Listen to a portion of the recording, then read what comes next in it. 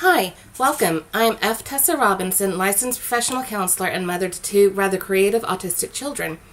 And tomorrow is my favorite holiday, Halloween. Much as I love this holiday, I know it can present particular challenges to families with autistic children, and I want to take some time to address them, namely dealing with judgment.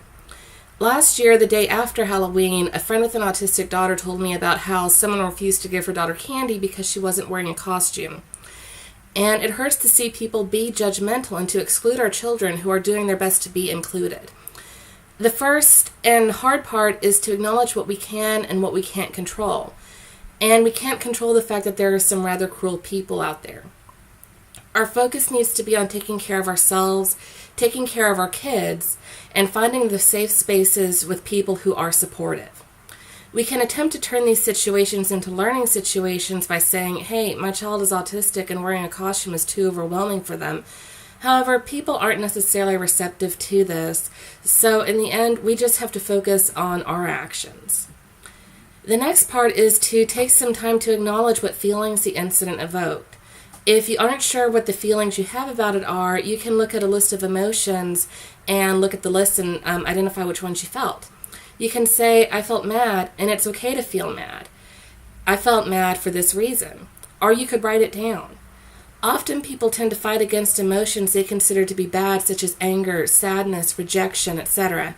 However, there is a purpose and a reason for every emotion we experience, and taking the time to connect with what we are feeling and to acknowledge it helps us to move on. The next bit is essential when you are in a situation where the person is not going to apologize or have a change of heart. Think about the learning opportunity for how you will resolve to treat others so they will not feel what you feel.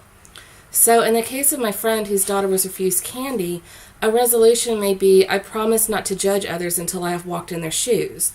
Or I vow to look for ways to include all children in activities rather than to look for reasons to exclude children. We can't help what other people do, however, we can be models of the kindness that we wish that was in the world. Finally, find your friends in safe spaces for support and a shoulder to lean on. We also don't want to ignore the impact this has on our children, who may or may not have the verbal ability to explain how it impacted them. As always, just because our children are nonverbal doesn't mean they don't understand when they are being excluded. There are charts with pictures of emotions on them, and we can show these to our children and ask them to point to the emotion that they felt, and then we can take the time to validate that emotion. It's okay to feel sad. I felt sad when it happened too. You can also have them draw and color how they felt, or ask them to put on music that syncs with how they felt. There's a lot of different ways that you can be creative with helping them to express the emotion.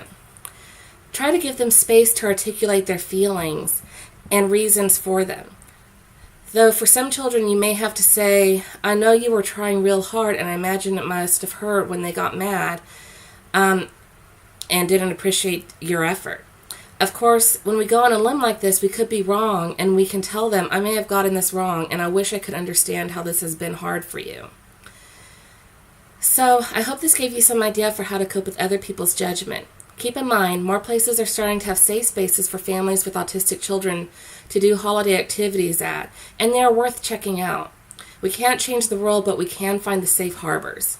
Meanwhile, I hope everyone enjoys their Halloween tomorrow and that you encounter only kind people. Be sure to like and subscribe. I release new videos on Tuesdays. Happy Halloween!